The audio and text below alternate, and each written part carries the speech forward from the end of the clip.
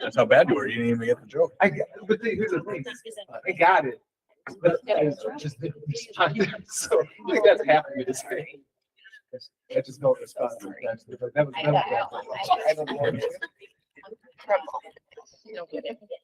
So. That's not That's always hard to get. School board was with a cookie chair. I've had. All those of these are. It is 6:30 and I think everybody is somewhat accounted for as far as who's not here. We have quorum. Yep, that's straightforward. Yeah. It's really straightforward. Juanine says we're good. Yeah, we're good on the text. Okay. All right, everybody, we are going to get started here in a matter of seconds. A good way to put it. Okay. Good evening. It is 6:31 p.m. on Thursday, October 26th, and I call to order this general meeting of the Intermediate District 287 School Board.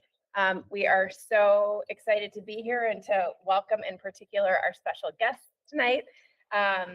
First, we will have the reading of the mission statement, which our vice chair is going to do for us this evening. Good evening. The mission of Intermediate District 287 is to be the premier provider of innovative and specialized services to ensure that each member district can meet the unique learning needs of its students. And will you start our introductions as well? Sure. Ann Casey, proudly representing St. Louis Park. I'm Crystal Brackey. I represent Richfield Public Schools. Oh, sorry. I'm Shannon Andreessen and checking off present and absent things, proudly representing Hopkins Public Schools. Good evening. I'm Sarah Johansson and I represent Wayzata Public Schools. Good evening, I'm Michelle Kuntz. I represent Orono Schools. That's me. Good evening, I'm Jackie Mosqueda Jones. I represent Osseo Area Schools 279. Good evening, I'm Renee Bowman and I represent Robbinsdale District 281 schools. Hello, I'm Heidi Marty and I represent West Tonka Schools. And I'm Michael Birdman. I represent Edina Public Schools.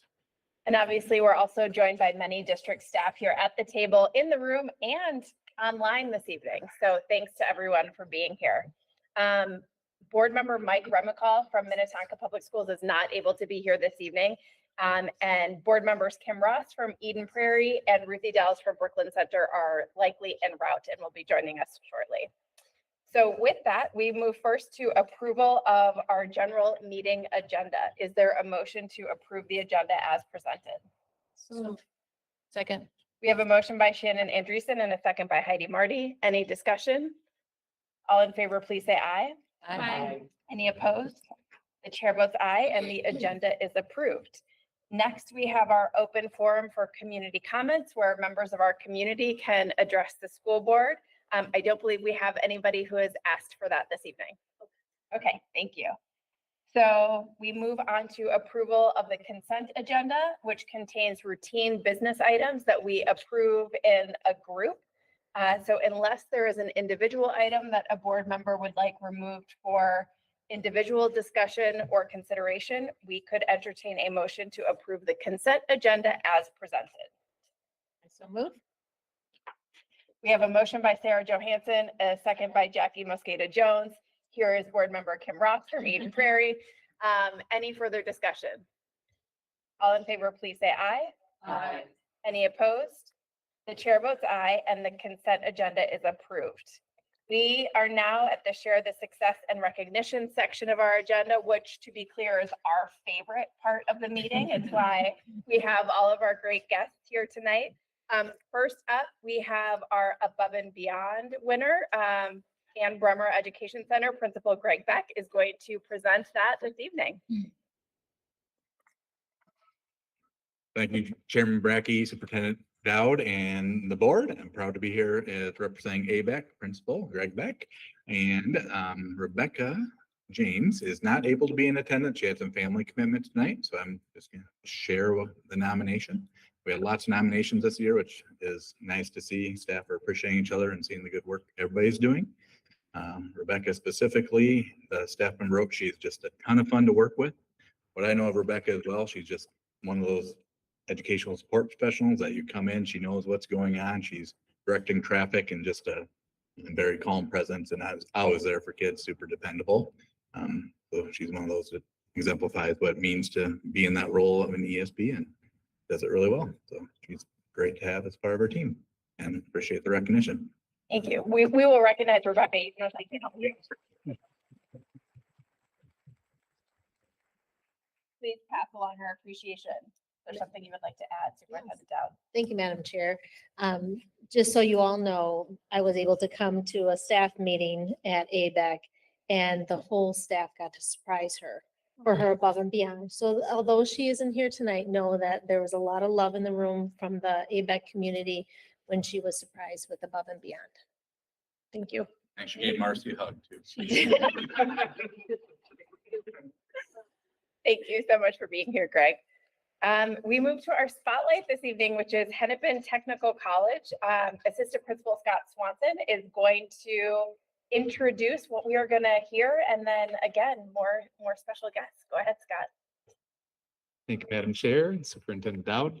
I have the pleasure, I'm Scott Swanson, the Assistant Principal of our 287 programs at Hennepin Technical College. And I have the privilege of introducing Citlali Sanchez. She is a student in our transition program at HTC, and she's accompanied by her mother and father, Santiago and Alejandra. Hello. Hello. My name is Citlali Sanchez, and I'm from Prairie, Hennepin Tech College. I'm 19 years old, and I have a hearing loss in both ears. I use a cochlear implant on my right side, and I use an interpreter at school to communication for needs. This is my second year at HTC. I'm resident in Richfield.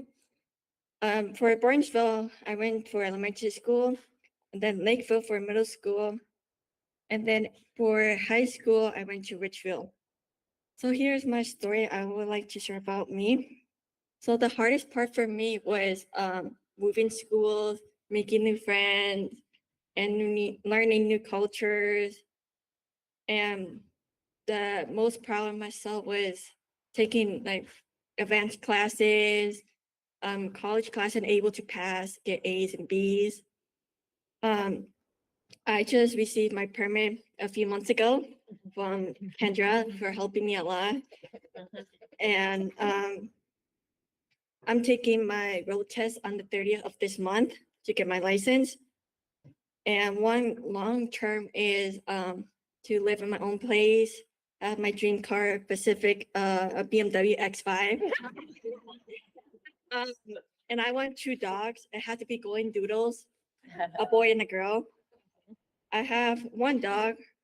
Her name is Luna. I talk about her 24/7 all day. One thing I would like to share about this program is that it was easy for me to make new friends. And I have some peer who has some similar things like hearing loss, know some ASL. And staff and classes were focused, they help you focus for your future, narrow your career, and to support with your college, like what's best for you. And they also like to help you get a job, get your license. And then one thing that really helped me a lot was Tara, that she helped me find a job, which I got hired at Target last week. And now I'm in training for 2 weeks.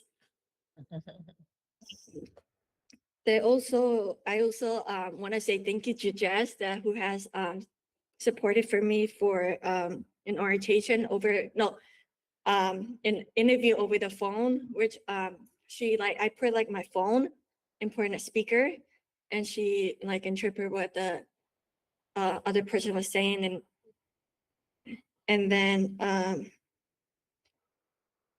I also want to share that what's the difference between this program and high school was that high school you had to take like most like specific class that you had to require to graduate on time, and this program is that that help you for your future career and how to find your own interpreter, how to get your license.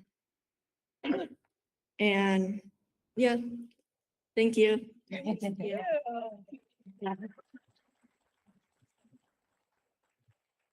you have any questions? We always have questions. Thank you so much. Who would like to, questions or comments? Both are welcome. Go ahead, Renee. Thank you for being here. And I would like to know what you want to be when you come out of college. What career path have you chosen? So my main goal is to be an orthodontist. Mm. So during in the spring, I'm gonna take CNA classes to see like if medical field is for me. If not, then I will move to a different career. Go ahead, Jackie. I'm excited that you'll be working at Target. My husband works for Target as well. He helps with the computers. He is also hard of hearing. So, yeah. Which Target? Corporate in the help desk. Oh, So, I just want to say, utilize all their stuff. They pay for school, they do a lot of things, so. all you yeah. get- They're gonna give me a shirt that says I am deaf, and in the back it's gonna say that tap at me on the shoulder. So if a customer needs a help or like that, then I'm gonna have a name tag that says I'm deaf. I mean, I use aerosol if a customer comes up to me and needs like an aerosol. Yeah. That's great. Thank you. Michelle. Thank you. So what is your main challenge as you leave the comfort and the protection of 287?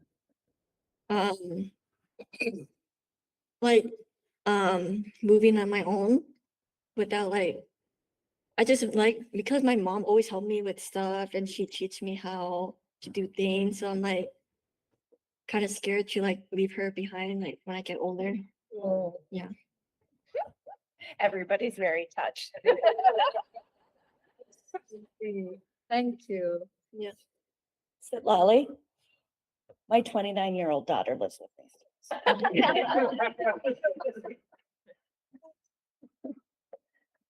Other comments or questions?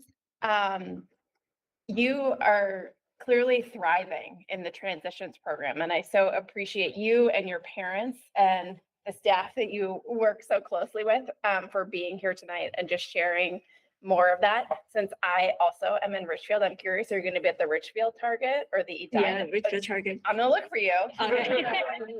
When you see me, maybe you'll remember, oh, that's that lady from that meeting. Yeah, I'll be working on the choline section, so. I'm there all the time. That'd be great. Good, Lolly, thank you so much. Thanks for being here tonight. We'll do one more round of applause. Thank you. Thank you. Yes, a well-deserved hug. So, as our guests can stay or leave, whatever your preference, we will keep moving, and I'm going to turn things over to our superintendent for her report this evening on our strategic plan. Thank you, Madam Chair. Board members, I'd also like to bring up our Assistant Superintendent, Dr. Elizabeth Lodge Rogers, who's going to help me in this presentation.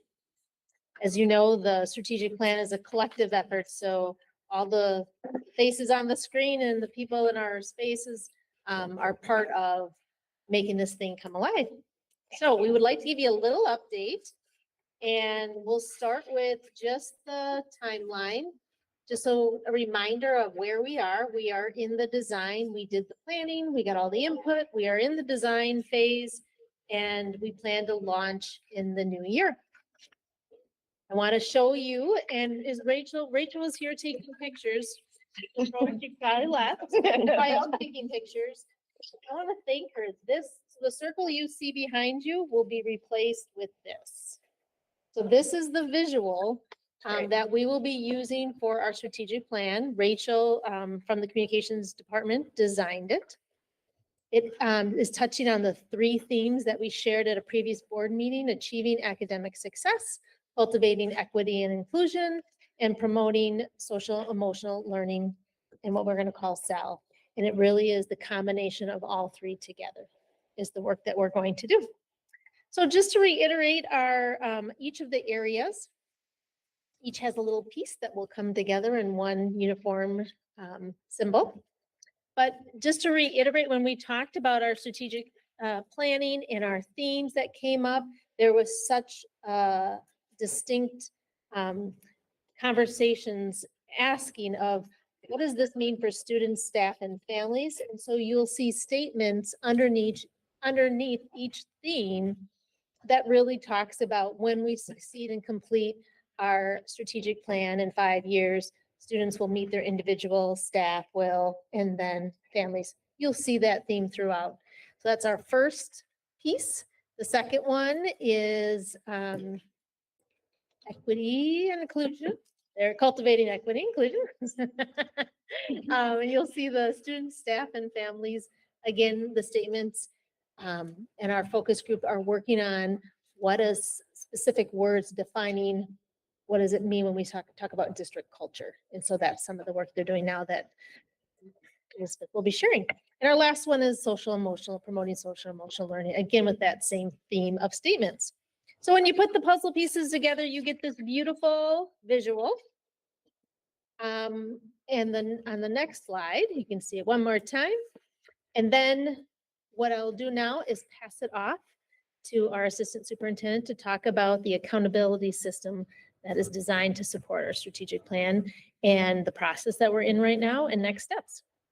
Elizabeth. So thank you so much. Thank you, Madam Chair, members of the board, and thank you, Superintendent Dowd.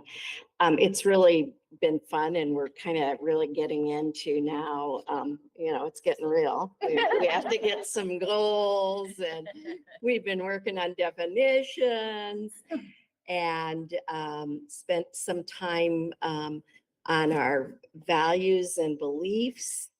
But as Marcy mentioned, Superintendent Dowd mentioned, this is our accountability system. So right now, along the bottom layer are the 3 focus areas, each for one of those themes. And academic success group, we have a nice diverse group of staff. Those are led by Ben McGrath, and he's working with that team. Our social emotional learning focus area group, again, a group of staff working together, led by Dr. Tanya Allen. And then Kiara, our equity and inclusion leader, is leading the third group. We invited families. We had some families that expressed an interest in being a part of the groups. Unfortunately, dates didn't line up, but they're hoping to be here next week on November 2nd, which is our third meeting. So these folks are working on those areas of definition. We spent some time around values and beliefs, and now setting up the first set of goals. One of those goals is a year-long goal that in essence gets us through year 1, 18 months of the strategic plan, with a short-term 6-month goal that we will implement upon your approval from January to June, to make sure we're ready to leap into action on that annual goal in each of these areas. So these folks are meeting, working after hours. It's been a lot of high energy and a lot of fun. The next level of accountability, if you will, is our strategic implementation team. And this group is directors and other key leaders in the district, meet weekly, either in a meeting that's kind of structured. We do updates around strategic implementation, teamwork, professional learning. That's where procedures come for kind of a first view or round when we're talking about procedures or practices. So that team will meet specifically around our progress within the strategic plan 4 times a year. Our core group, which is the larger group, but a subset of the whole group that came together for the retreat in June. Gosh, time has flown, right? We'll meet twice a year, and again, affirming and monitoring progress and providing us feedback. And then, of course, you as our school board will, one, approve the strategic plan, we hope, December 14th. And we're going to have it ready. Whew. And then we will provide you with updates consistently over the course, at least annually, probably. I know you will see the activities taking place in things that we might bring forward to you as a board, but also as you come out to our buildings through get on the bus and all those other great things that we get to do together. So that's kind of the accountability piece. We wanted to make sure that we get these goals set and then bring back each of those target focus groups next year to support implementation and really monitoring how things are going and what are we missing and did we miss. And we wanted to let those folks know that we kind of want to keep them in the fold and we want to keep bringing them back. And we recognize there'll be attrition over the course of the 5 years, but we hope to keep the momentum. And right now they are an enthusiastic group. So we're not going to have any trouble with that. So that's kind of where we are. To let you know where we've been since September and October, we met with parent and caregiver focus groups out in the community and at our schools. We also did some phone calls with some folks that weren't able to join us at those community events. We met with student focus groups. That was really fun and quite a treat and a lot of input. And we know we'll be going back with our students for some of that accountability with them. So they had very definite ideas and a lot of good thoughts. And then we started the targeted focus groups. We've met twice and meet again in November to finalize our goal areas. And then we'll begin, once adopted, some of the implementation planning. So that's kind of where we are. It's been really, really exciting, very fast paced, but fun. So next steps, November 9th, Marcy will be bringing drafted goals and kind of a draft of where things are, because we recognized right away we needed to define terms. We'll have some definitions that the groups wrestled with. We spent time with our instructional and operational leaders yesterday around definitions and around the mission was affirmed and remains the same, but we've taken a look at values and belief statements, and I'm excited to be able to share some of that draft language with you. And then December 14th, you all will review that final plan and approve it, we hope. So that's kind of where we are. Do we have any questions? Thank you so much. It's just a really helpful update about the big things that are coming in the next 2 months. Yeah, questions or comments for Elizabeth or Marcy? Shannon, go ahead. I just had a couple of questions. And first, just to say, I love this presentation. It's so clear and I really like it. I'm not really confused at all. So thank you for that. I did have just a question on the the graph, I guess. Yeah, the structure, where at the bottom you have the 3 focus areas. Where, it says that they meet up to 6 times per year, Mhm. which makes me wonder, would they never meet? Oh, that's a very good question. No, they'll always meet. We just kind of wanted to give them the outside, because it's a commitment. And when we sent out Marcy sent out an invitation to all staff. We had quite a few folks respond. Of course, there's commitments. We meet from 4 to 6:30 on Thursdays, not board meeting nights. Folks did wonder, what does this mean? So when we said up to 6, it was just saying we should have probably said no more than 6, might have been clearer. It's just, that's our commitment.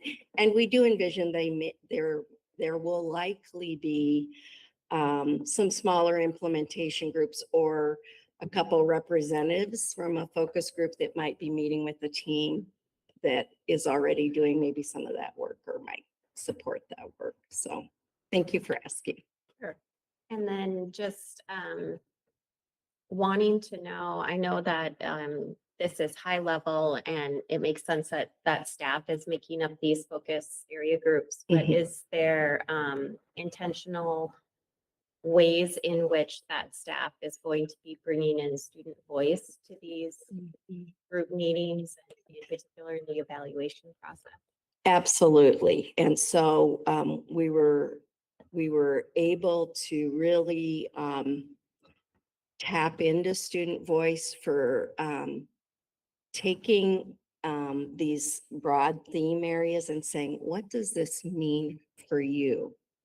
When you think about meeting your individual goals, your academic goals, your career, what do you need from us? And boy, and so what these target groups did was take that information, parents, students, and then bring their lens as well, but honor that work and bring it together. And we do anticipate, as part of our formative assessment as we go through and progress monitor, that we'll be coming back with iterations of that. And we have a momentum for a lot of student involvement. And I know our policy, ad hoc policy group has heard a little bit about the level of student voice that we're bringing even to recommendations around policies. The same will be happening here. And this is definitely an exciting transition into providing students voice and choice. Just to add a little bit more to that, we do have now developed structures for student groups Yeah. that we access and provide feedback. And so at the retreat, Kiara, our Director of Equity and Inclusion, talked about the model of input and that it always is coming back. So when we talk about the strategic plan, it'll go back to the students and say that provided input and say, do you see your voice in this? And so each of the individual groups that were part of it will have that opportunity to look at it too and say, do you feel like we captured what you were trying to share with us? Great, thank you. Yeah. And I think in particular, the academic success, I think student voice really, I mean, we saw tonight, what were the important things? Yeah. And it wasn't a letter grade. Exactly. Yes, right. Yeah. Thank you for this work. Other comments or questions? I freaking love that graphic. Can I Yeah. just say that? What is it? I love that graphic. The freaking. If anybody was worried about it. Good, thank you for that. Thank you too. And I don't know if Rachel left or she, nope, yeah, just really grateful for You her can work. quote me on that. Okay. I will. Thank you. I'll make sure she gets that information. We're really pleased with it too. And we really wrestled with circle something different and not one better than the other or more than the other and trying to make them connected. And so, yeah, it went through many iterations and I think we're feeling pretty happy with the theme right now. Yeah, very much. So thank you for that. It also just gave me a delightful flashback to my last Richfield school board meeting where one of our student board members called one of our existing policy, like a component of it stupid. And then he was like, oh, wait, can I say that? I'm like, yes, you can say that. Like, that's why we're excited that you're here because you're just going to call it out. It was amazing. Back to why we need our kids at the table. All right. Any final comments or questions? All right. Thank you again and excited to have much more time with this on November 9th and December 14th. And then having a final strategic plan in place. We have 2 reports in our business services and labor relations section of the agenda this evening. First is the facilities reports on our 2023 summer projects and future plans that May Hawkins, our Executive Director of Business Services, is going to present.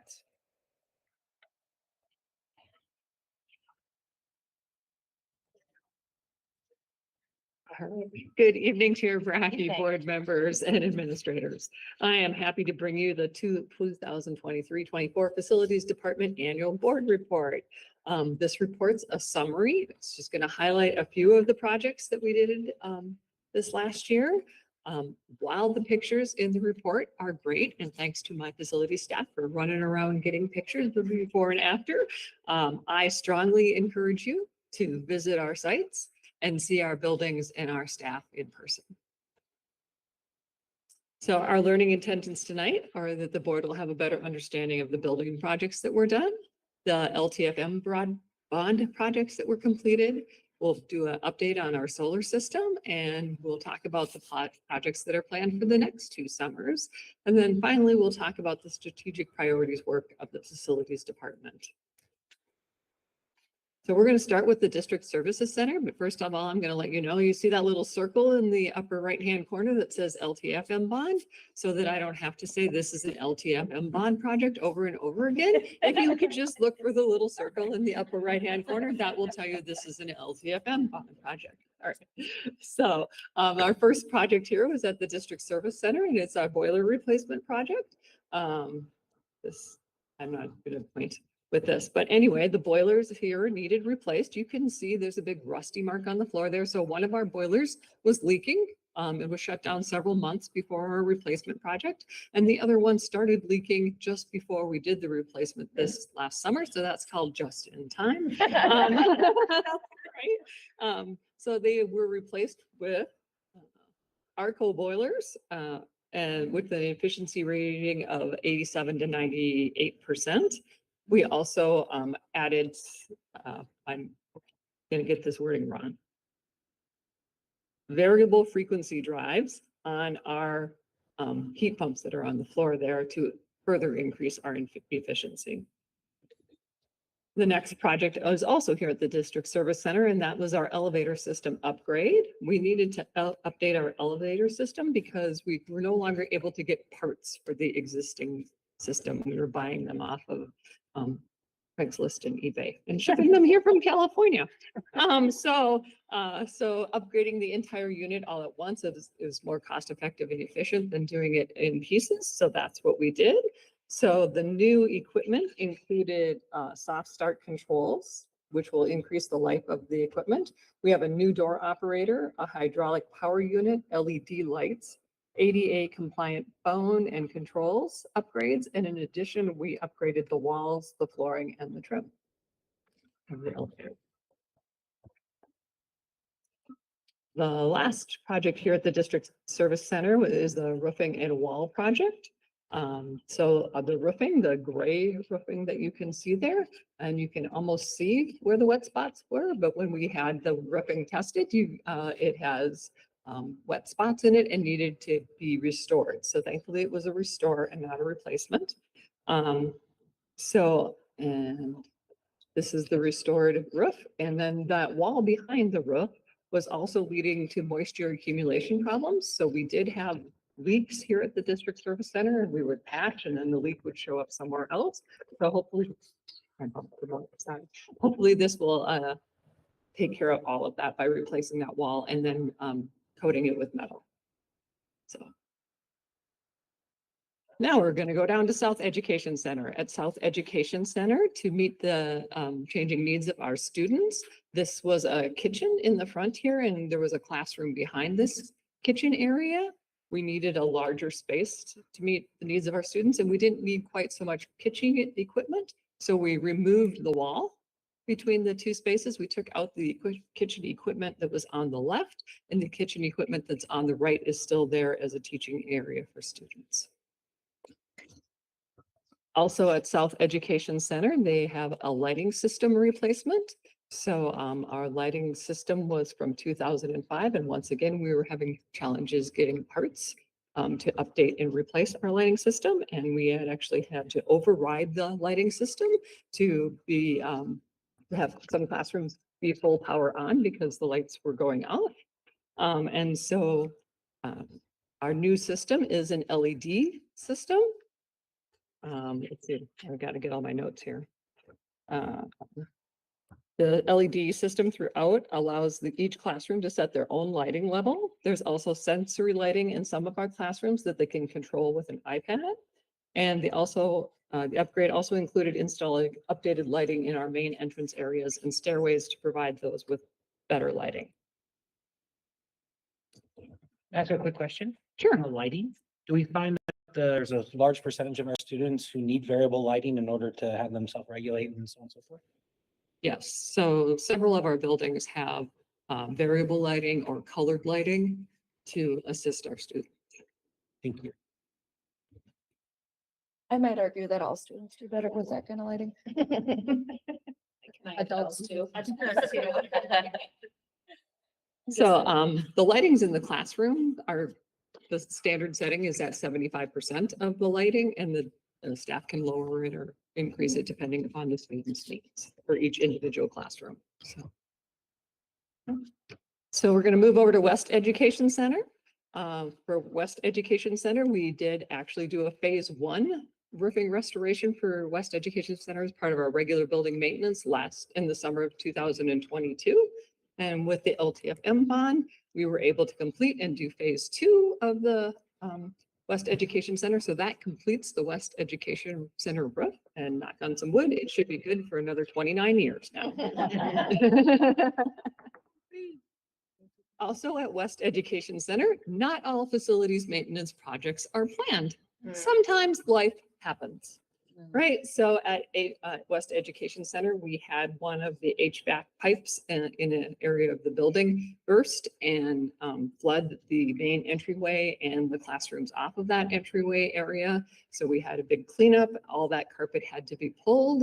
And so West Education Center got some new carpet. The carpet at West Education Center is due for replacement. And we were looking, and we're trying to replace that as we can find funding to do so.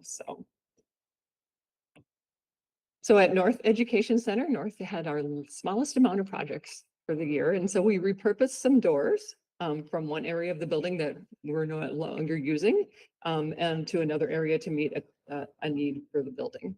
So. At Ann Bremmer Education Center, a site requested project was to add key access locks to their bathrooms, provide security for those bathrooms. And so that project was also completed this last year.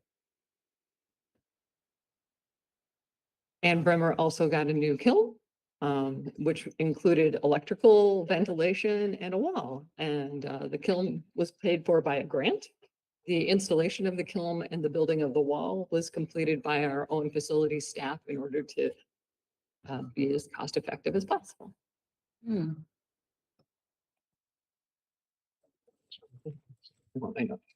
meet the needs of our student population and keep students safe, the district decided to enclose the open staircases at both North Education Center and South Education Center. The previous stairways had 2-story openings to the ground floor. So the new, after the stairways are now enclosed with walls to keep as much light coming into the building as possible. At the top of the stairways where the windows are, that is a wall of windows. to keep light coming in. And then also the top, very top of the stairways, there are windows installed there as well.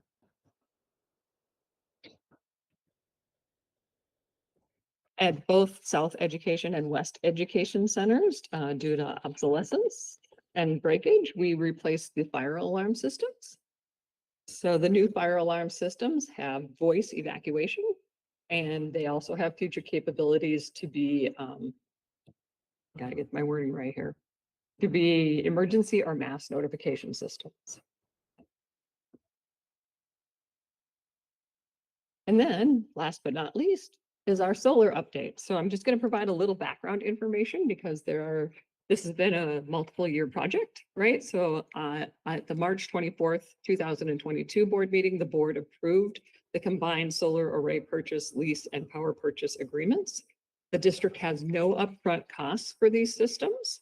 The systems are owned and operated by Ideal Energies.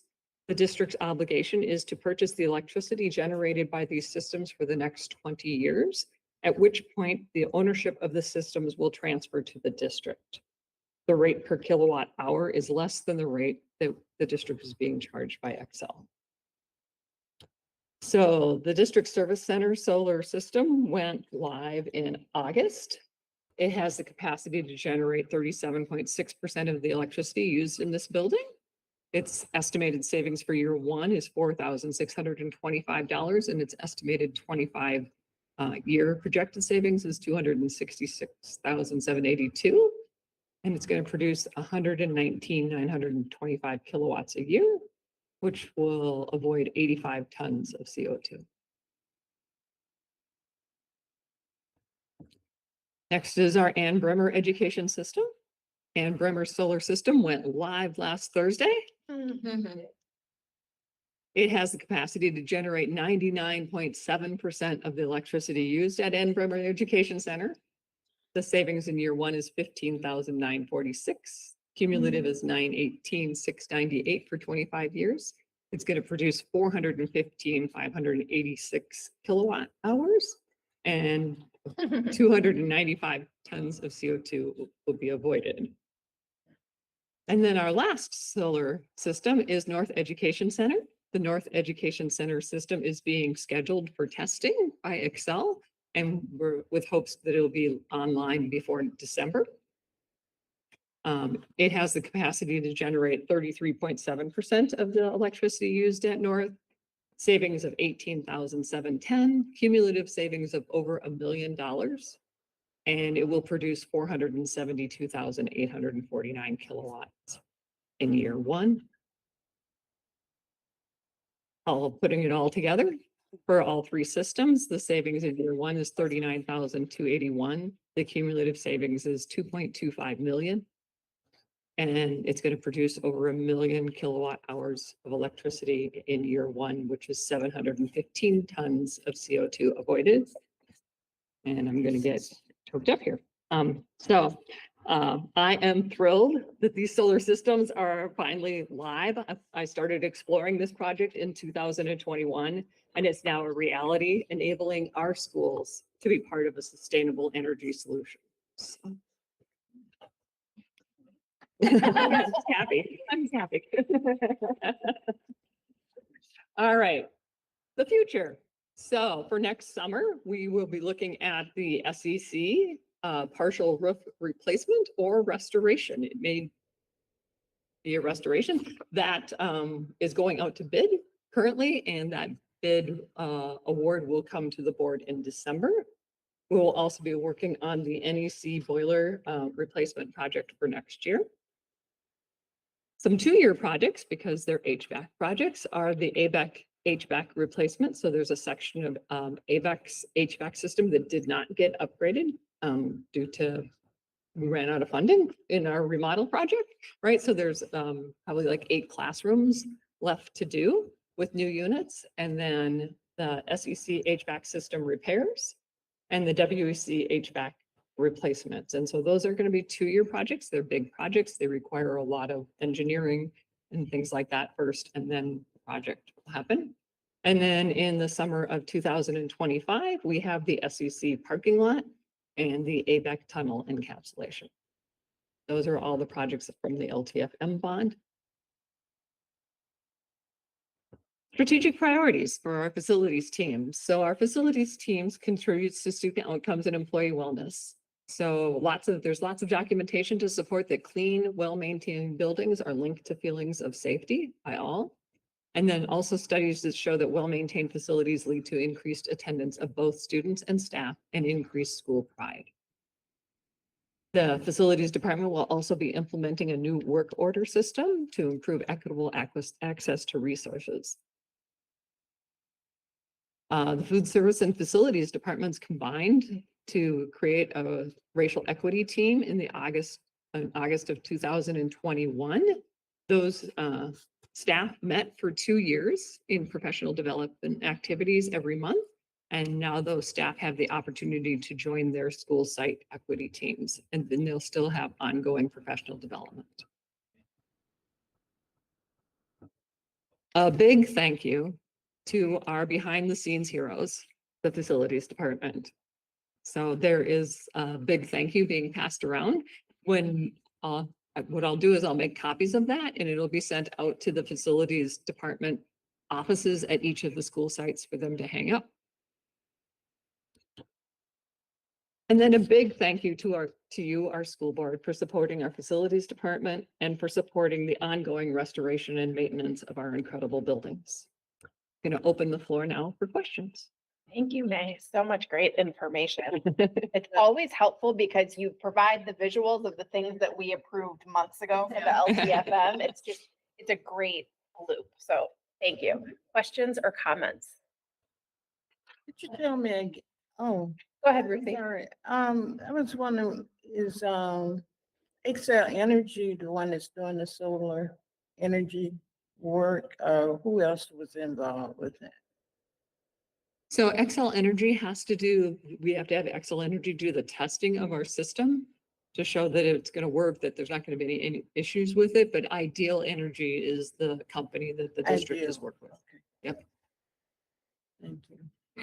My question is, in Osseo, when we were putting in, solar panels, when we own them in 20 years, there's a possibility that, we could even have more energy than we actually need to use and sell some of that. Is that something that's So I think Excel has changed the program since then. So you'll see that Ann Bremmer had 99.7. You can no longer build a system that has more capacity than what your school building needs. So- we got in it before that? They should call it the Osseo rule. Columbia Heights has it too. Go ahead, Michael. I was interested to hear about the implementation of a new work order system for equitable access to resources. Can you share a little bit more information or detail about that strategic initiative? Sure. So we are implementing a new, it's called FMX work order system and preventative maintenance plan work ticket system. That the current system that we have, I think we've had, well, the whole time that I've been here, I will say it's not user friendly. That a lot of times what happens is the teachers go to the office and then the office does the work ticket for them because the system is clunky and, you have to do a lot of steps, right? And our staff just don't have time for that. So we're trying to create a more streamlined, easily accessible system for work orders. And as far as the access to resource or equitable access to resources, that's not just people resources, but money resources, I would assume as well. Do each Correct. facility? That's like, I need a project, I need this hung up, what do I need for my classroom, right?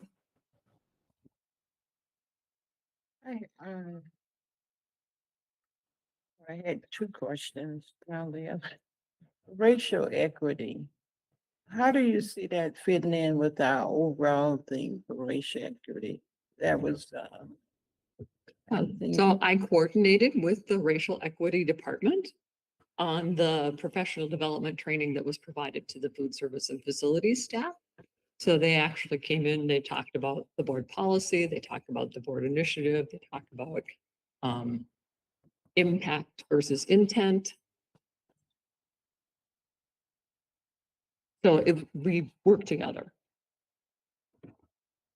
okay. As far as the budget, I know you said there were some buildings that you had to go over budget. Some of the work went over budget that you had. No, set what I aside. saw, I'll rephrase, and there was Ann Bremer. When we issued the bond for Ann Bremer, we knew from the very beginning that there wasn't enough funding to do everything that we wanted to do. Right? So we did state that at a future time, we would come back and do these other 8 classrooms. Okay. So you do. We have didn't go grant- over budget. Okay. Just wondering, where were you thinking about getting the other dollars from? So the other dollars are included in the long-term facilities maintenance bond that we issued in October of 2022. Great. Thank you. 22. Any other comments or questions? You think the person that wrote the grant for the kiln? Sure. You see her all the time. Her name is Dr. Tanya Allen. I mean, I know how much work writing grants are. Yeah. And the facilities, we're already thinking the facilities, but the fact that they built that wall is just. And several of us got to see it last week for the get on the bus. We specifically went into that When I'm room. teaching my littles, yeah. We met the teacher. We saw that it's like a hand project that they're gonna do first, where everybody's making a ceramic version of their hand. So it was neat to see it and talk with the teacher who was very excited about that. So yes, huge appreciation to Tanya for making that happen. Anything else? All right, well, May, you just get to stay right where you are for the routine monthly finance report.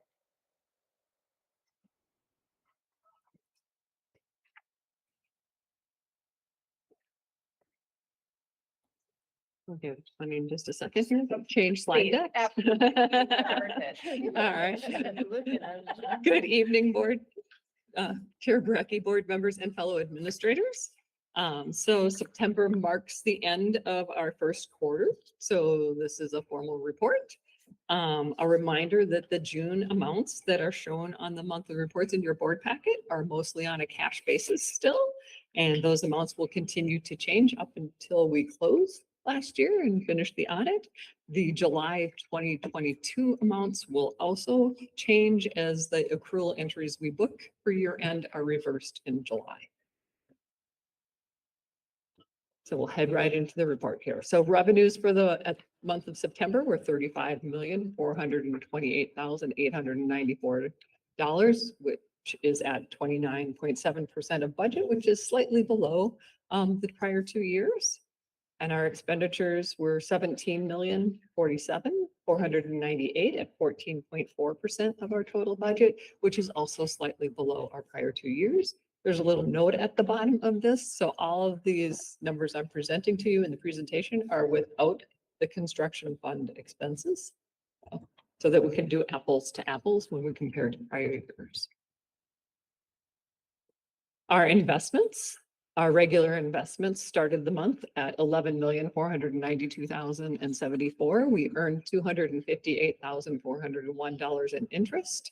We added $14 million to our investments, and we ended the month of September with $25,750,474 in our investments. For our long-term construction investments, we began the month with $4,377,911. We added $5,614 of interest. We had 64,403 in construction draws, and we ended the month with $4,319,122 remaining for future construction projects, which we just talked about. For the month of September, for disbursements through accounts payable, we did disbursements totaling $4,524,990. Payroll disbursements of $2,918,372 for total disbursements of $7,443,362. And our donations included lumber for a picnic table at Hennepin Technical College, a gift card for Hennepin Technical College, and a $500 cash donation for Walt. Are there any questions before the board acts on the September 2023 financial report? You may. Just seeing the shaking of heads that there aren't any questions or comments, very clear and helpful as always. So with that, we could entertain a motion to approve the September 2023 monthly finance report. Second. We have a motion by Renee Bowman and a second by Ruthie Dallas. Any final discussion? All in favor, please say aye. Aye. Any opposed? Chair votes aye, and the finance report is approved. Thank you. Thank you. We move into the board business section of our agenda and have a sizable update under policy review and revision. You all have heard the policy ad hoc committee has been hard at work and are excited to bring tonight a first read of changes to the 200 policy around development, adoption, implementation, and review. And I'm going to turn things over to Superintendent Dowd for just an overview of where this currently stands and work that has been taking place. Wonderful. Thank you, Madam Chair. Board members and ad hoc committee, that has been helpful. So Kim is on it, Jackie's on it, Crystal's on it, and then leaders in the district.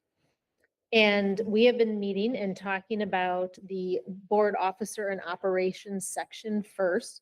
You approved what we call BOO 200. So it's a board operations, officers and operations.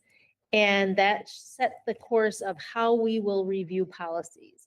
And we gave a huge commitment to our equity lens in reviewing policies and including anybody would have voice into language changes that are either impacted by the policy or need to implement the policy. And so it's not done in isolation. We really sit down and talk about who is impacted and who needs to implement and how do we bring their voices to review of policies. So before you, I'll talk first just about the board officers and operations section, and then I'll talk about the next bucket we're going to do, which is the student section. But before you, what we talked about as an ad hoc committee is District 287 has a history of having more procedures than policies, not necessarily aligning policies to the number and category that MSBA and what most traditional districts have in regards to an organizational format. We might have a student policy that's in health and medical and student and technology. And so when you're cross-referencing sections of policies, which we use MSBA, a Middle School Board Association, that can be difficult. Like, do we have a policy? Do we have a procedure? So we did a significant analysis of one, legislative changes, and then what are the MSBA required policies? Do we have a policy or procedure? And then looked at what MSBA is recommending that you need to at least have legal language, either in a procedure or in an annual notification, but it doesn't necessarily need to be a policy. So in looking at where we are in District 287 in comparison to MSBA, the ad hoc committee, what you'll see is, first of all, I'm going to reference the bylaws policy summary.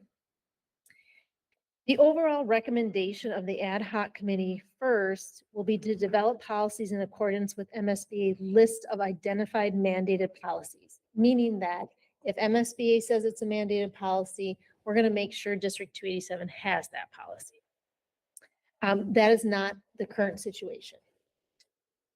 The next thing that we agree to is that the district will develop procedures in accordance to MSBA's list of recommended or legal language requirements. So if it's recommended, we'll make sure we have a procedure.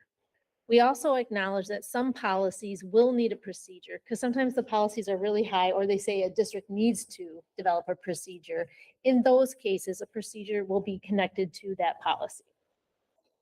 And then we also agreed that we're going to move away from our current organization of how we do policies and align the buckets or sections in accordance to MSBA, so that when you need to do a cross-reference and you have a huge legislative session that does enormous language changes, it's an easier cross-reference.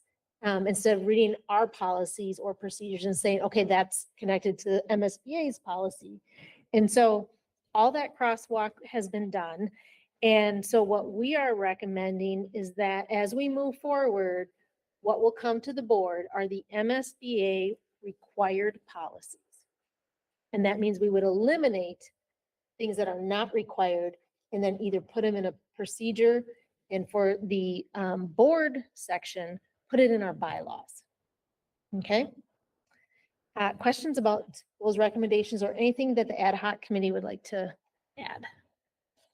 So Go ahead. if there are areas that you feel there need to be a policy, will you be entertaining that? Mhm. Oh, okay. So Absolutely. it's still open. Yeah. Oh, yeah. So we'll for surely fulfill the requirement of the mandated policies. I feel like the overarching theme is streamline, focus, and ensure that we have the required policies and that it's clearly identifiable what they are and where they are. And so that's what we're trying to orient around. Yeah, and I would add to that, aligning with MSBA so that when legislative changes come to required policies, we can leverage their work in terms of what they say about how it needs to be updated, instead of us trying to interpret legislation. Okay, that'd be strike one. And two, try to scan our policies and procedures and go, does that apply? Where does that apply? Right? So it's an efficiency kind of a thing too. All right, so if we look at the bylaw policy summary, the summary of changes would be eliminating what we currently call BOO 100 goals, 120 board superintendent relations, 140 compensation, 220 board structure and decision-making, 240 board member conflict of interest. The why is because these are not required policies, and the language that is part of these current policies will be put into the bylaws. So as you see, as we go through the changes, I will reference where it came from. So under number one, or number two of the summary changes, legal status of the board. Under B, we did remove language, just really as it's the role of the superintendent, and added finance. We really wanted to address that the governance role of finance is held at the board. You approve the annual budget. We felt that was currently missing in our bylaws. And we also added that your role would be monitoring policies. So those are two additions. Under section 2, board members and organization, we removed the number 11. One, we have 12, and we decided not.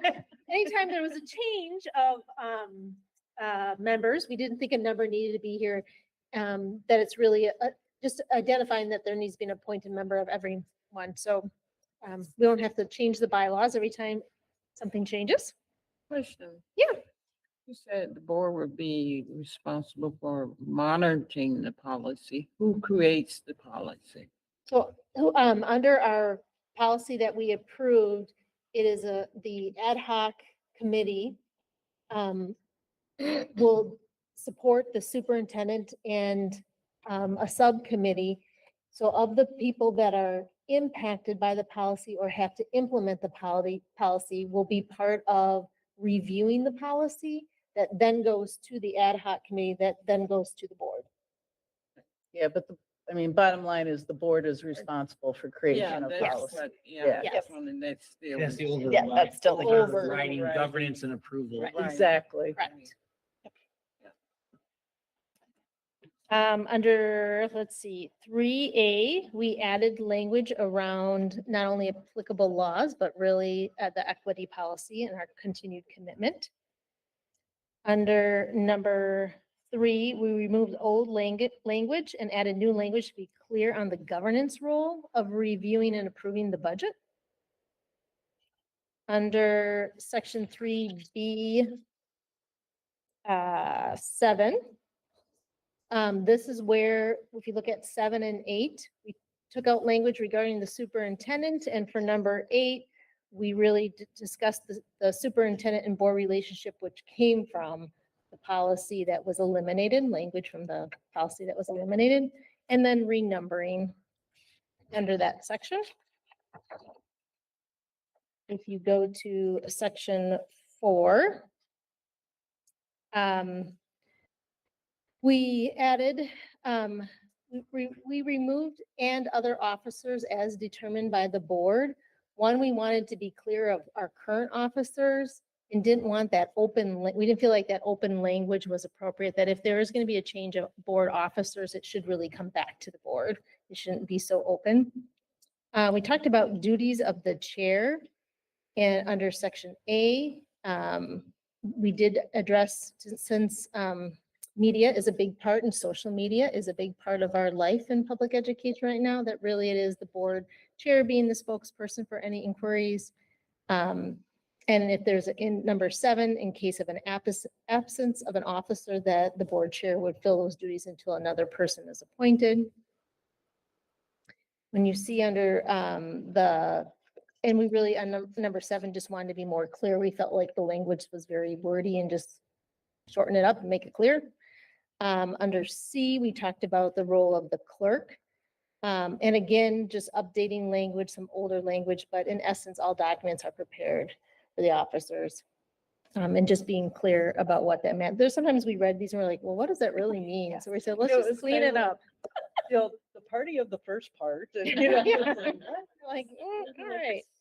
So the position of when chair is absent, do we have, yeah, we have a vice chair. Yeah. So that wouldn't automatically go to her. The chair would decide.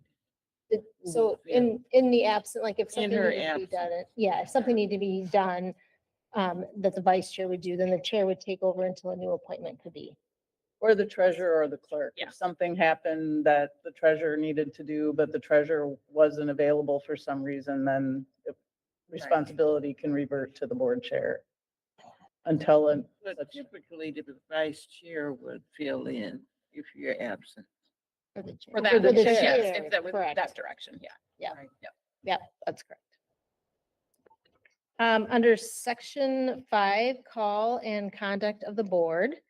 Under number 2, it was added, that's coming from BOO 200. So again, the policy that we're eliminating, bringing the language into the bylaws, and then renumbering.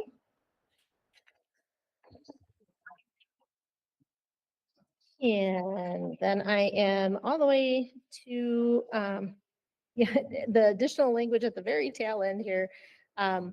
These were also policies that were eliminated, being brought into the bylaws, talking about the board goals and evaluation, compensation of the board, and conflict of interest.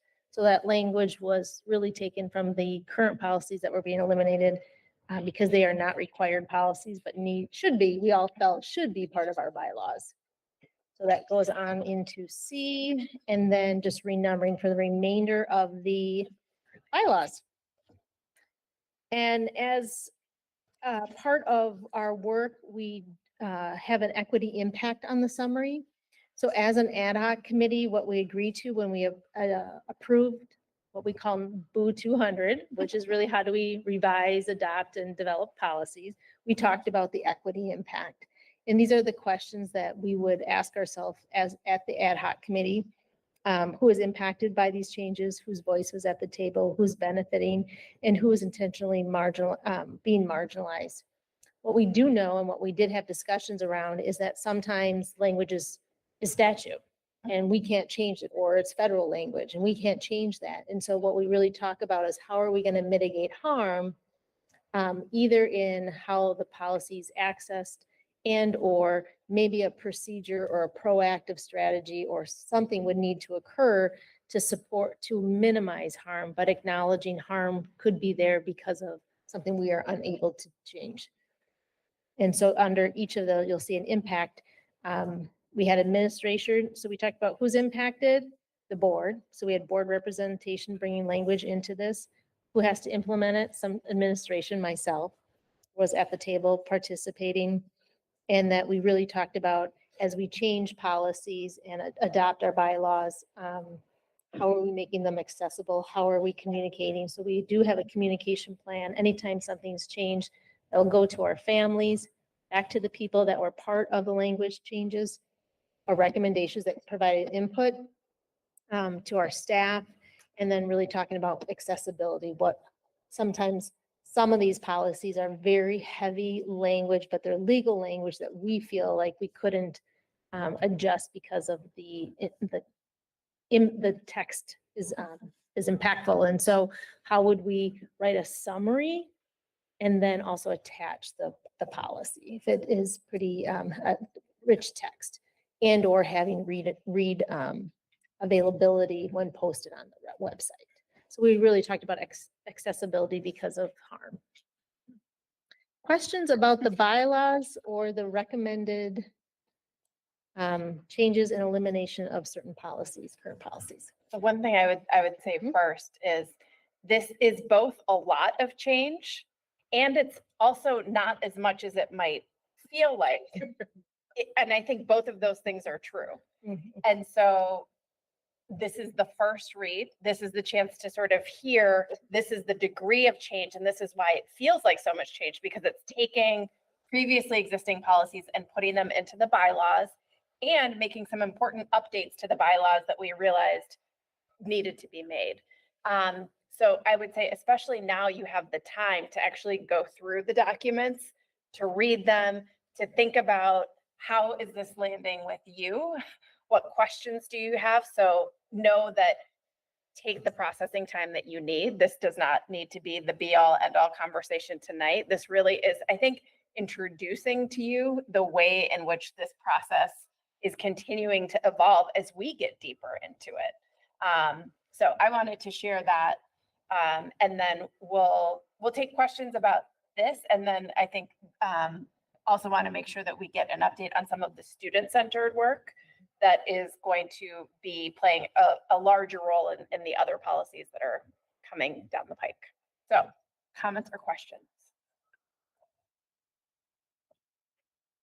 Sarah. Yeah, I just have a huge thank you and maybe a question too, aligning to MSBA and really starting to pick that out. And the one, I mean, I'm sure that was a significant uplift and load. And so thank you for that. It is, I think, that level of congruence and you know, and understanding, especially as we're all coming from our own member districts, is really important. I'm sure that's a lot of work.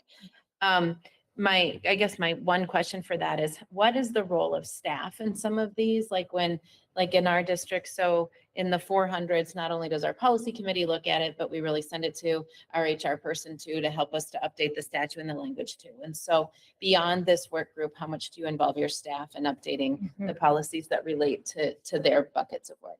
Yeah, so we are in the board policies and we're starting the next bucket, which is the student one. And the reason why we chose the student one is because it has the most legislative impact. Discipline, searches, weapons, all right. And so medication. So what we are doing, we would ask this question again at the ad hoc, like who's impacted by this policy and who has to implement it. So we have Kiara, I have to share, as a director of equity inclusion, and myself work together to develop lesson plans for the civics class, and 7 of our teachers to go through the policies and say, here's what MSBA says, here's what District 287 has, and what do you think, how is this impacting you? Like, if we can't change it, what would you like to see? So starting now and into the next 3 weeks, there'll be lessons there. It's almost like it's a 2-week set lesson planning, and staff or students will be doing that. Then also MEA Thursday morning, principals have to implement some of the discipline, the student, the weapon, the searches. So we had principals, assistant principals come in and do the exact same exercise. And so we have the feedback from administration. Some of the student policies are specific around special education. So we have a group meeting with the special education. We have, as some of them have to do with our safety coaches. So we're meeting with our safety coaches. Once we gather all that information, I will be drafting that input and then bringing it to the ad hoc committee.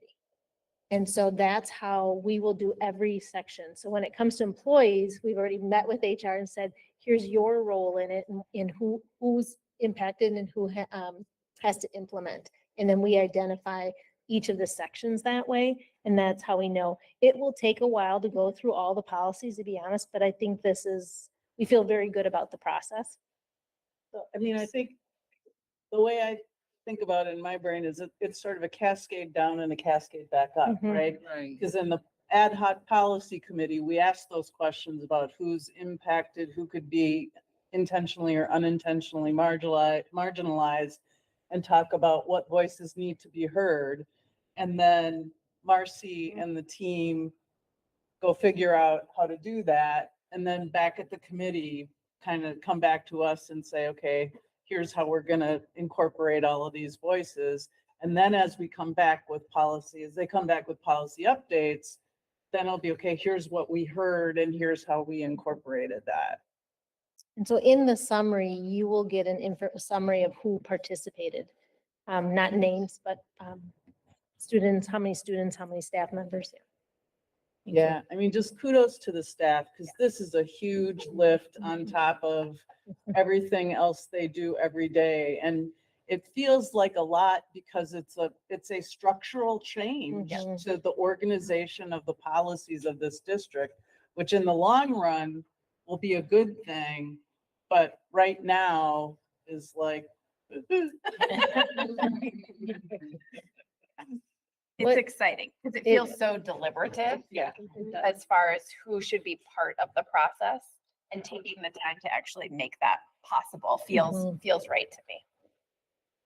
Also, I just have to say thank you to Marcy, because she does a ton of heavy lifting between each of these meetings. And There's some very impressive spreadsheets. I mean, it's phenomenal. It's the other duties as assigned. I'm a teacher, I get it. Yeah. I'm looking to see other. Anne, go ahead. Yeah. Two things. I'm super excited about the student input portion of this. We have done that in St. Louis Park. I can think of 2 policies that have literally specific language that came from students. In one case, middle schoolers, because we just said, here's a copy, here's a pen, and I like stuck this big back, and we had to go through them, and it was a ton of work, and it was completely worth it. So that is awesome. The other thing I want to say is that I've recently been through time in my school district where I have had to spend a lot more time than I expected. And because our district has, in our compensation policy, we have like a per diem for meetings that are held on days other than board meetings. Really? I have been able to be compensated for some of that time, which has been awesome. I would like to think about, when we get to our compensation talk in January, whether the ad hoc policy committee would be, whether that would be something that we would want to do for our policy committee, because this is a heavy lift for you all. You're meeting on days where we're not normally meeting, and I think that you should be, my opinion is that you should be compensated for that. So I would like to, I'm putting that out there to think about and talk about in January. Thank you for sharing that. I did not know that that was something that existed in your district, and I'm glad to hear that it does. So thanks for putting that on our radar. All our ad hoc policy committee. Yeah. I never thought about that. It doesn't have to be a lot of money to make a difference, But I to think feel it- like you're being compensated for your time. Yeah. I think our staff puts in more time than the board member. Sure. Yeah. In this case, though, I think you guys are, since it's the beginning. Yeah. Renee, go ahead. Just thank you for work. I'm on our committee, policy committee at 281. And I really appreciate the suggestion on how you're grabbing student voice, which is here's the policy, here's the pen, tell us what you think. It has simplified that whole thing for me, so thank you. And I appreciate that it's being done in real time with the policy changes, not as part of an after thought, which I think is for sure lends strength to that student voice because it isn't coming in as an afterthought. Right. So thank you. Michelle? Yes, Anne. When I first started at 287, that's exactly what we had. A series of board meetings where board members were compensated above and beyond. And I just would say a word of caution. And especially vis-a-vis our member districts. We already have some, I mean, we've been dealing with that from conception on, I think, the little backlash from the member district back then. So having seen both now, I just say we need to be careful and mindful. So, and I think we are. I know we are, but I just thought throw in the historic. Yeah, because we took that away soon after I joined the board. So, For sure. And I think that when we do see this in January, we Yeah. should be able to see where we stand. That's And, right. and that's that neither lead nor lag. I think it Yep. applies here too. right, So, absolutely, yeah, for sure. absolutely. Go ahead, I think I would Michael. only add that part of the conversation because I'm having the exact same conversation I've been pushing in Edina about this whole notion. It's not just about these ad hoc components, but it's also about the role of the chair and the significant time commitment and effort that is done. I know some districts have a different tier for that, some don't, like ours don't, so on and so forth. So I just think overall, I think the conversation I'd love to have in January is looking at, well, what is it actually that we're all committing to doing? And the amount of time for the effort that is then done, and then have a discussion about, well, what's appropriate. I would just say that that's appropriate for all of us as elected volunteers. That's an important thing because I know that the constituency has no conception of what it is that actually all of you are doing. And not to say that we should, we can't pay our way out of this, but more of, I always think that as an equity issue too. And if we're about equity, you have to look at sort of that component as well. And so I think there's a lot of different ways you could talk about it with consideration for what you just said, Michelle, but come to a consensus as to, okay, well, what's appropriate from that standpoint? And I would look forward to hearing the innovative discussion about that. And Juanine maintains a great spreadsheet that does have all of the member district compensation information and the other intermediates. So when, and I know that there was work done to update that for this last cycle. So that's what we'll use as we come to this conversation in January. So I appreciate sort of laying the foundation now that this is something people really want to have some thoughtful conversation about, which is good. And to keep in mind, if the chair does not want to be paid, how is that handled? Okay. If it's a current chair, then Yep. I don't want to be paid. Okay. I have never come across that before. Plot twist. Okay. Yeah, there are so many different factors that, are different for all of us and in all of our different contexts. So I agree that coming together and having the holistic conversation will be really good and important for us. Did I miss anybody? Or we're going to go back to more policies. Go ahead. Like, All don't right, cut me off yet. so one of the, going on to the next policy, which is 214 out-of-state travel. This is a board policy regarding board members out-of-state travel.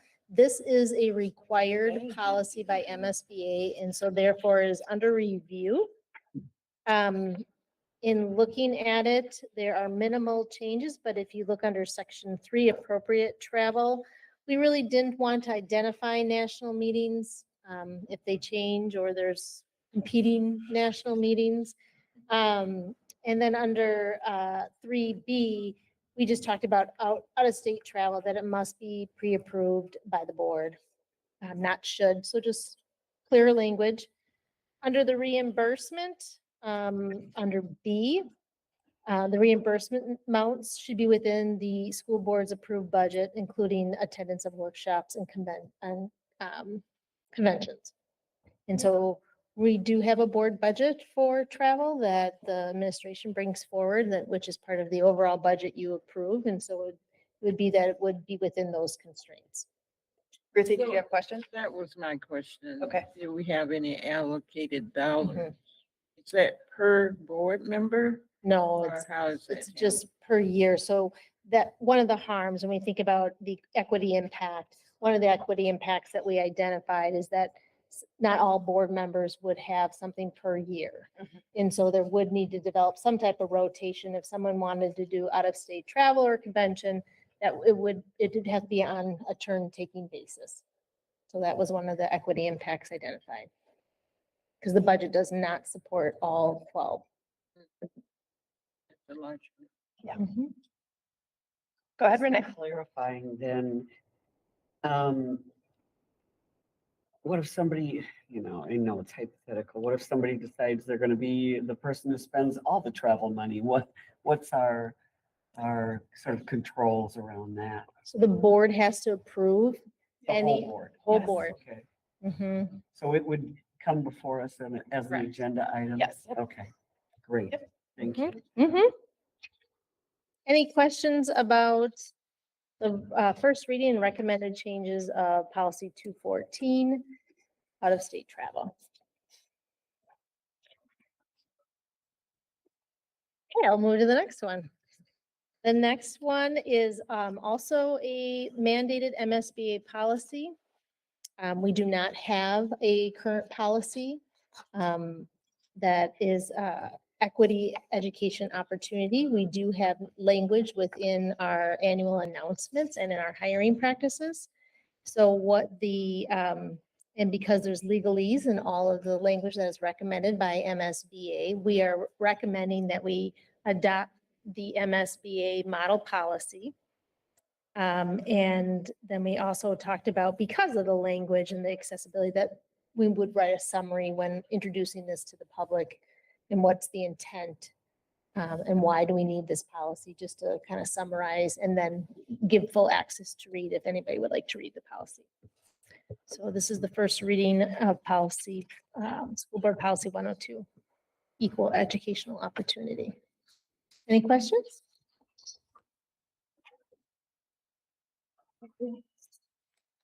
Okay, and I'm gonna go to the last one.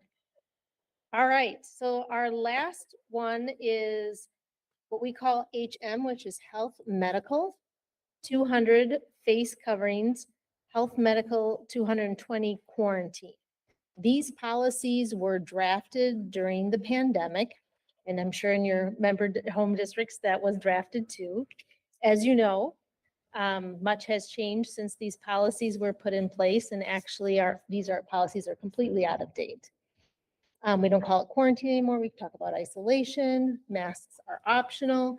And what we're really asking is to eliminate these policies and move them into procedures. You will see there is a link of our procedures. When it's in a procedure, it means the board does not approve it. And it allows us to adjust procedures based on recommendations from the Minnesota Department of Health at a more flexible rate than policies. And so the administration and ad hoc committee is recommending that we eliminate HM 200 face coverings, eliminate HM 220 quarantine, and keep our current practice of current COVID procedures that we share with staff, families, and students. Questions about that? So to recap, this is the first read of some fairly significant changes to the bylaws because it's incorporating what used to be policy and updating language. It is the revision of one and addition of another to required policies, which is why they are standalone. And then elimination of 2 policies that are now outdated, that are from our COVID time, and having what is currently in those policies evolve to be procedures that are more flexible and nimble. So just wanted to recap all of what that represented. Nice And you recap. did very well with that. The ad hoc committee has been busy. The superintendent has been very busy. I just have one question about Yes.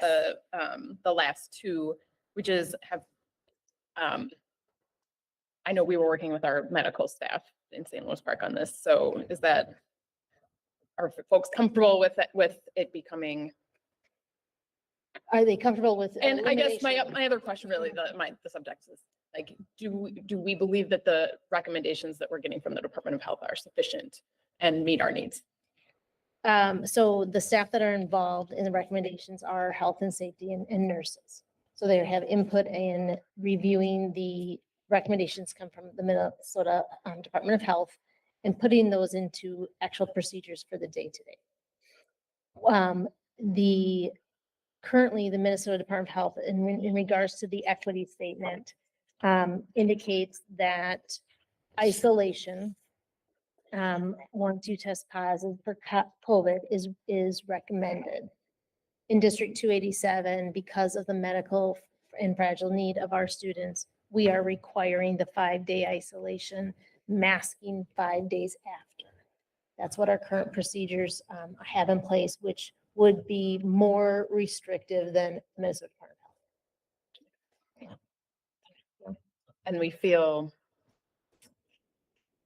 I feel like there was a time in which it felt like we, as a board, really felt like we needed to be backing the policies in order for staff to feel good about, right, the procedures, that like the board was behind those procedures. So that, I guess I'm asking, Yeah. it feels okay. It feels like the guidance that we're getting is sufficient and that we are able to institute procedures even if we don't have a board policy.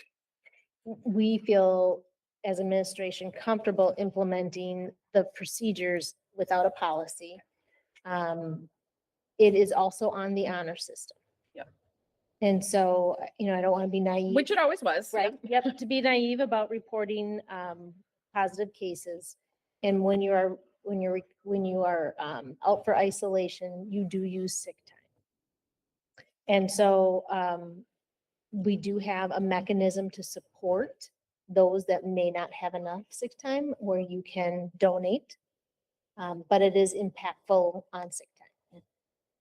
And we had conversations about our students and the fragile nature, and we thought that was We should important. stick We with should stick the- with this right now. Great. Yeah. Any other comments or questions? All right, so as you continue to sit with this, looking more at the language, percolating, feel free to get in touch with the superintendent. You can get in touch with me. If you would feel more comfortable getting in touch with Jackie or Kim, I will volunteer them as well as fellow ad hoc committee members, or all three of us, because you can do that and not violate the open meeting law, given the size of our board. So just know that we are here for questions or comments that might come up before we come back to this at our next meeting. Okay.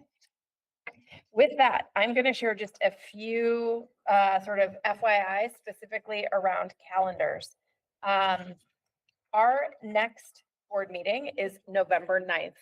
It is our one and only board meeting for the month of November. So wanted to make sure that you were aware of that.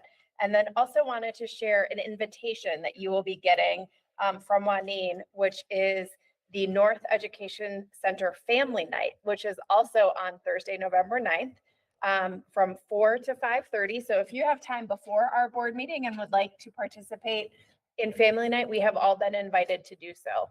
And so look for more information from Juanine and a way to let her know so that the North team knows to expect us. It's also the day of the AMSD conference. It is, which is early in the day. So you could So go from the conference. I'm just gonna hang out up here all day long. The conference is right nearby, so. Yes, it is. Yeah. It's just up on 694. So yes, that'll be a great day. We can just all hang out all day. Our next Get on the Bus event is December 5th with our itinerant programs. And so there will be sign up for that. And then our next lunch with representatives from our local 2209 is December 12th at 1 p.m. And that is here in person at the District Service Center, and there is also a virtual option to attend.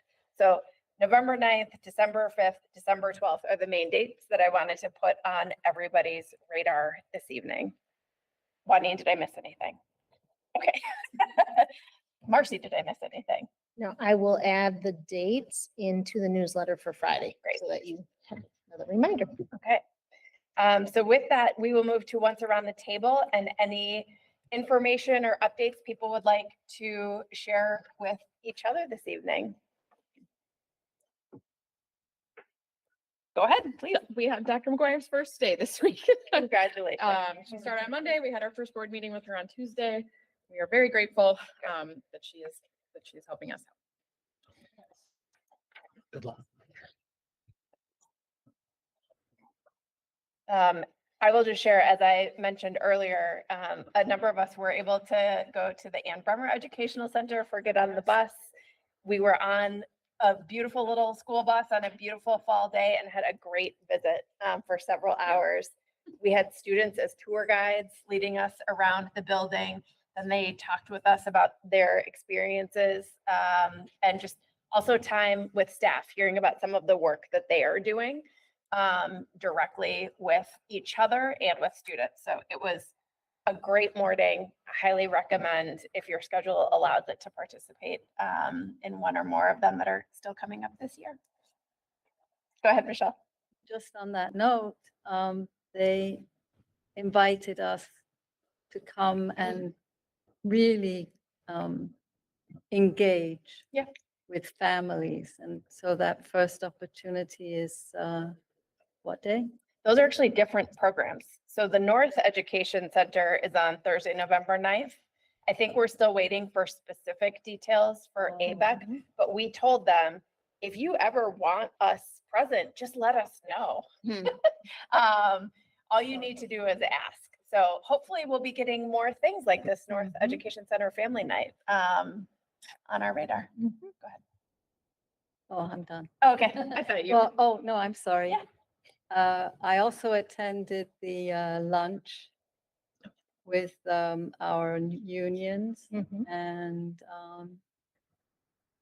a little sobering. There are issues out there that we all acknowledge, but yeah, they don't go away quickly. But on the other hand, the energy and the joy and all the good things that are happening at ABEC were very evident. And genuine. So, yeah, I love. Yeah, it was great to be able to do both. And I'll just share, I think the conversation with 2209 was really, it was meaningful. We were talking about really important things, and much of it did center around the very real shortages that we're experiencing and the impact that that has on our staff. And so I think that was the tenor of the entire conversation. And to Michelle's point, it's things that we're all dealing with in different ways, but we got to talk very, very real about how that's playing out in 287, especially given the needs of our kids. And so that's just a little bit more, I think, of what Michelle was alluding to. Anything else? I have one question. Yep. Where are the drones? We need to rumble.